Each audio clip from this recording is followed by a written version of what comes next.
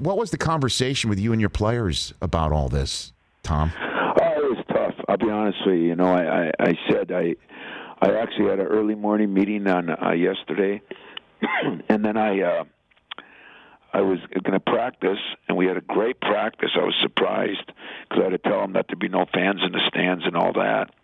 This was yesterday morning. Michigan was supposed to play Rutgers at noon, and at about 10:02 or something, they came into our practice. We were going to be done at noon, and we were going to drive down to Indy, and they told us that it's canceled. Okay, so I had to tell the players that.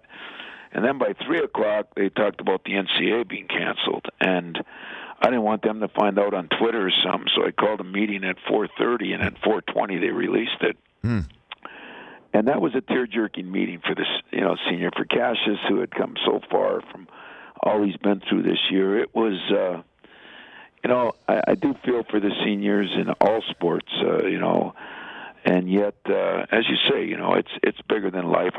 I was hoping that they'd postpone it for a couple of weeks till we got our arms around this thing, because I don't know if anybody does have their arms around it right now, and see what happens, but I guess it just wasn't able to be that way, so now we move on, and I think both our schools, are all but closing down this week. Right. As far as everything, so it's unbelievable. It is unbelievable, and so can you let me in on what your conversation was with Cassius? Again, as you mentioned, his journey this year. I just told him that life's not always fair, but there's bigger things in life than basketball, and I said somehow, some way.